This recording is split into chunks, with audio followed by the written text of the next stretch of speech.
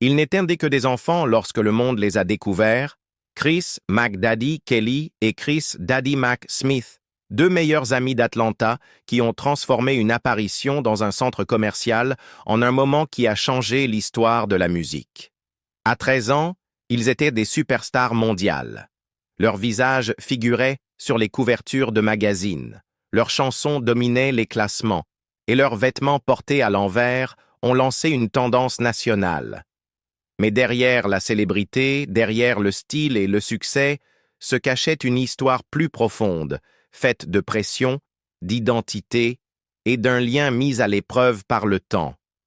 Comment la célébrité précoce façonne-t-elle une vie? Et que se passe-t-il lorsque les applaudissements s'éteignent, mais que les attentes persistent? Les réponses se trouvent dans une histoire à la fois inspirante et bouleversante. Une amitié qui a déclenché une révolution culturelle. Dans la ville vibrante d'Atlanta, en Géorgie, un lieu animé par la musique, la créativité et la fierté culturelle, une amitié se formait discrètement dans une salle de classe. James Christopher Kelly et Christopher Smith, tous deux nés à la fin des années 1970, se sont rencontrés en première année et sont rapidement devenus inséparables.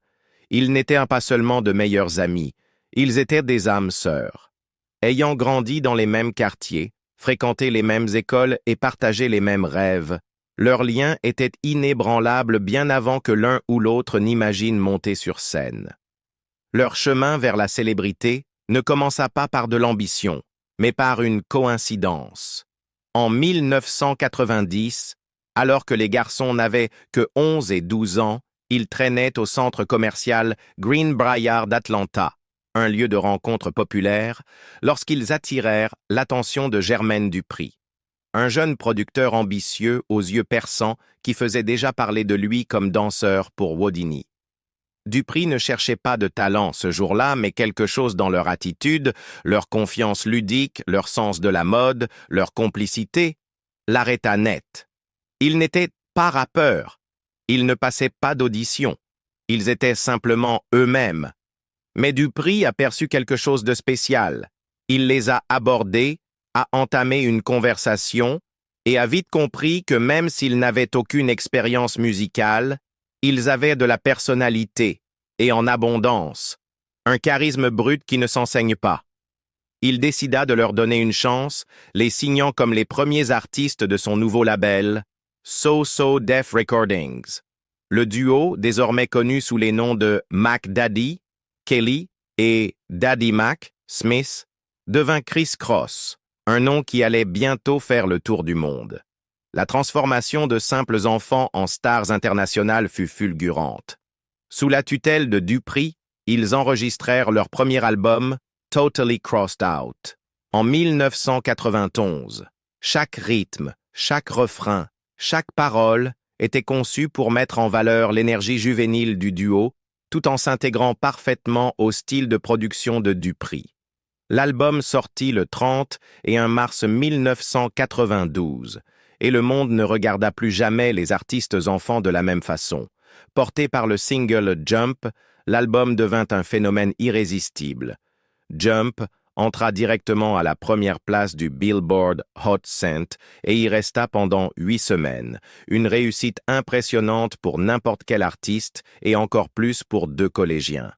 Il devint l'hymne d'une génération, résonnant sur toutes les radios, boombox et écrans MTV.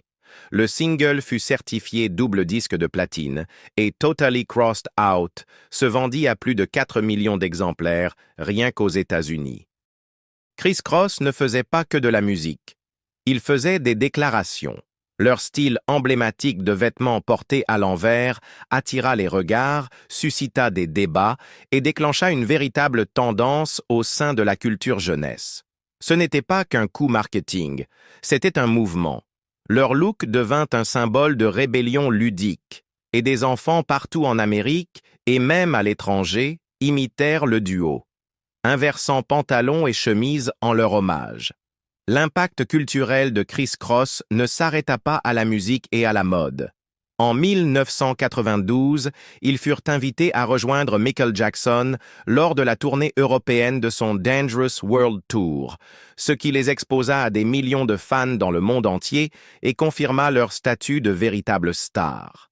La même année, ils firent des apparitions dans les clips Hat to the Back de TLC, Down with the King de Run DMC et participèrent de même à des émissions télévisées à succès comme A Different World et In Living Color.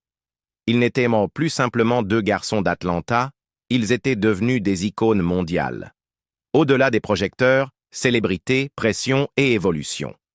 Après le succès fulgurant de Totally Crossed Out, Kris Kross se retrouvait sur un piédestal que peu d'enfants stars atteignent. Et à cette hauteur, une seule question demeurait. Pouvaient-ils y rester? Lorsque Jump a dominé les ondes pendant 2 mois consécutifs en 1992, le duo ne faisait pas que battre des records, il redéfinissait ce qui était possible pour les enfants dans le hip-hop. Mais le succès, surtout à un si jeune âge, a un prix. Et pour Chris Kelly et Chris Smith, ce prix allait devenir de plus en plus évident au fil des années. En 1993, à peine adolescents, ils sortent leur deuxième album, Da Bomb. La musique est plus brute, les paroles plus affirmées et l'attitude clairement plus mature. L'énergie ludique qui définissait Jump a laissé place à une volonté consciente de grandir, à la fois sur le plan musical et personnel. Le single principal, All Right, avec la légende du reggae Supercat, laissait entrevoir une identité plus affirmée. Un autre morceau, I'm Real, répondait aux critiques de l'industrie, réfutant l'idée que Kris Kross n'était qu'un produit fabriqué par Jermaine Dupri. Malgré ce virage stylistique marqué, Da Bomb est certifié disque de platine, un exploit rare pour un deuxième album, surtout pour des artistes devenus célèbres avant même l'adolescence. Mais même si l'album rencontre un succès commercial, il devient évident que le public n'est pas prêt à voir Kris Kross autrement que comme les enfants en vêtements retournés. Leur look emblématique, autrefois célébré pour son originalité, commence à devenir un fardeau. Il est de plus en plus perçu comme un simple coup marketing plutôt qu'un véritable choix stylistique. Et les garçons commencent à l'abandonner, aussi bien dans leur apparence que dans leur attitude. Leurs voix, autrefois aiguës et juvéniles, se sont transformées. Leurs textes, auparavant innocents et accrocheurs, abordent désormais des thèmes comme l'identité, la célébrité et la frustration. Le charme qui les avait propulsés vers les sommets est toujours là, mais désormais en lutte contre le poids des attentes et la nécessité de se réinventer. Au milieu de cette transition, le duo enregistre une réponse chargée de piques envers d'autres groupes adolescents, dont Another Bad Creation et Da Youngstas. Ces rivalités, bien que modestes selon les standards actuels, reflètent la pression ressentie par Kris Kross pour affirmer leur légitimité dans un genre où l'authenticité est primordiale. Au début des années 90, le hip-hop évoluait rapidement et l'ascension d'artistes plus durs des côtes Est et Ouest rendait la reconnaissance de jeunes rappeurs bien plus difficile. Ce qui avait initialement fait de Kris Kross un groupe attachant leur jeunesse devenait désormais leur principal obstacle. En 1996, ils sortent ce qui sera leur dernier album studio, Young, Rich and Dangerous. Avec une production plus sombre et des paroles introspectives, l'album vise à présenter une version plus mature de Kris Kross. Des morceaux comme Tonight's the Night et Live and Die for Hip Hop, ce dernier avec Dabrat, Aaliyah et Jermaine Dupri, marquent un changement de ton. Le duo y rappe la lutte, la résilience et la fidélité à soi-même, des thèmes très éloignés de l'innocence joyeuse de leur début. Malgré des critiques positives et une certification disque d'or, Young, Rich and Dangerous n'enflamme pas les classements comme leurs œuvres précédentes. Il marque la fin discrète d'une ascension fulgurante, alors que le monde du hip-hop se tourne vers de nouvelles voix et de nouveaux sons. Des artistes comme Nas, The Notorious B.I.G. et Tupac Shakur redessinent le paysage avec un réalisme cru et une profondeur lyrique. Le ton du genre a changé, et Chris Cross, malgré tous leurs efforts, se retrouvent peu à peu en marge de la culture qu'ils avaient pourtant contribué à définir. Après la musique, réinvention et réflexion. Lorsque les projecteurs se sont éteints et que les foules en délire se sont tues, Chris Kelly et Chris Smith ont été confrontés à une réalité pour laquelle très peu d'anciens enfants stars sont préparés. Une vie sans célébrité. Après des années de succès en tête des classements, de tournées mondiales et d'attention médiatique, les garçons qui avaient jadis marqué une génération ont dû faire la transition vers l'âge adulte, principalement en dehors de la lumière. Ce n'était pas simplement un changement de carrière, c'était une véritable reconstruction identitaire. Pendant si longtemps, ils avaient été connus comme Chris Cross. Mais une fois les applaudissements dissipés, la question est devenue « Qui étaient Chris Kelly et Chris Smith sans les vêtements à l'envers et les beats emblématiques ?» Les deux artistes sont discrètement retournés à Atlanta et ont repris leurs études, s'inscrivant à la Woodward Academy, une école préparatoire réputée située à College Park, en Géorgie. Leur retour à une vie ordinaire n'avait rien de glamour, mais il était nécessaire. Kelly, le plus réservé des deux, s'est passionné pour la production et l'ingénierie audio. Il a fondé son propre label, C Connection Records, dans l'espoir de transmettre son expérience à de jeunes artistes et de rester connecté à la musique dans une perspective plus discrète. Kelly ne recherchait plus la lumière. Il voulait désormais la créer pour les autres. Smith, quant à lui, a suivi une voie plus entrepreneuriale. Il a étudié le marketing et la gestion, puis a lancé One Life Entertainment, Inc., une entreprise qui lui permettait de rester lié à l'industrie du divertissement, mais selon ses propres termes. Au fil du temps, il a élargi ses intérêts à la mode et à l'art, devenant un créatif multidisciplinaire. Si Chris Cross les avait propulsés au sommet de la célébrité des années 90, les deux hommes tentaient désormais de construire quelque chose de personnel, non plus en duo, mais chacun de son côté. Malgré les chemins différents qu'ils ont empruntés, le lien entre Kelly et Smith est resté intact. Ils se connaissaient depuis la première année. Ils avaient construit ensemble quelque chose que seuls eux pouvaient vraiment comprendre. Même en menant des vies indépendantes, leur amitié a résisté à l'épreuve du temps et de la distance. Ils sont restés en contact, collaborant occasionnellement ou se remémorant leur parcours commun. Puis, vint 2013, le 20e anniversaire de So-So Def Recordings. Germaine Dupri a organisé un concert de retrouvailles au Fox Theatre d'Atlanta pour célébrer le label qui avait lancé tant de carrières et parmi les invités spéciaux, Chris Cross est remonté sur scène. C'était leur première performance majeure depuis plus de 10 ans. La foule a explosé d'émotion.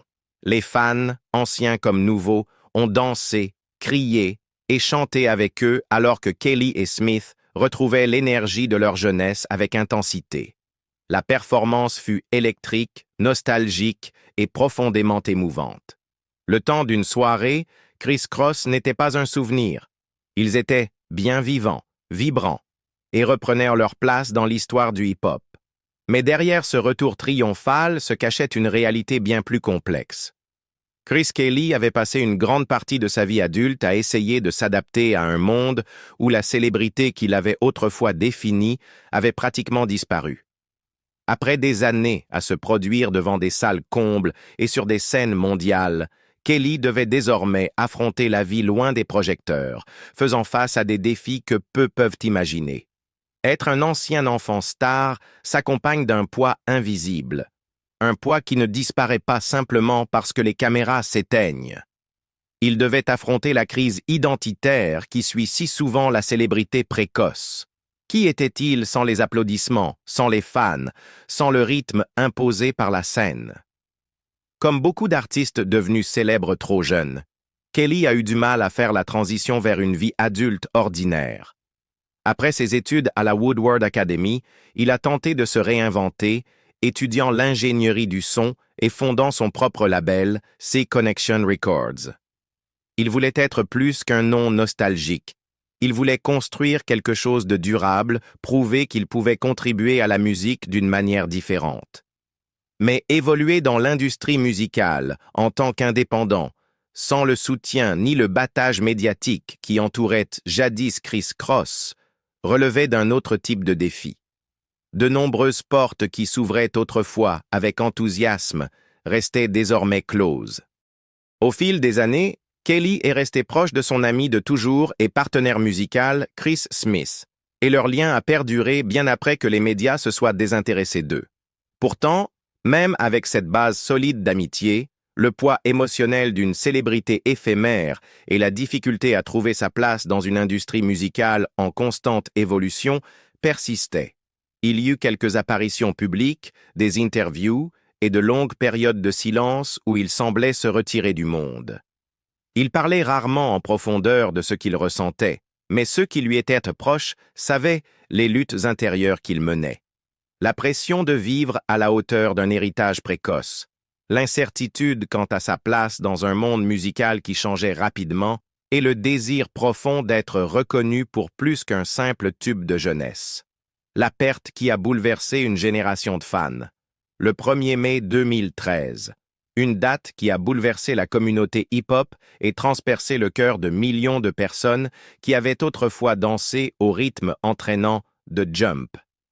Ce jour-là, Chris Kelly, connu dans le monde entier sous le nom de Mac Daddy, a été déclaré mort à seulement 34 ans. La nouvelle semblait irréelle. Pour toute une génération ayant grandi avec Chris Cross, c'était comme perdre une part de son enfance. Comme si la bande-son de votre jeunesse s'était soudainement tue. Les circonstances entourant la mort de Kelly étaient tragiques, mais peut-être pas entièrement surprenantes pour ses proches. Selon un rapport officiel du bureau du médecin légiste du comté de Fulton, Kelly est décédé d'une overdose liée à une combinaison de drogues. Sa mère, Donna Kelly Pratt, et son oncle, Lamar Williams, ont tous deux confirmé que Chris luttait depuis longtemps contre une dépendance et que, dans les derniers jours précédant sa mort, il avait de nouveau essayé de s'en sortir. Des documents de police ont révélé que Kelly avait été retrouvé inconscient à son domicile d'Atlanta et transporté d'urgence au campus sud de l'Atlanta Medical Center. Malgré les efforts pour le ranimer, il a été déclaré mort peu après 17 heures. La veille, il avait filmé une vidéo bouleversante de lui-même, en train de rapper, une performance brute et solitaire enregistrée chez lui, entourée des signes du chaos. Dans cette vidéo, ses paroles faisaient allusion à la mort, à l'obscurité et au désespoir. Il était désorienté, hors rythme, murmurant des phrases sur « une pièce remplie de cadavres ». Visionnée à la lumière de ce qui allait suivre, la séquence est glaçante.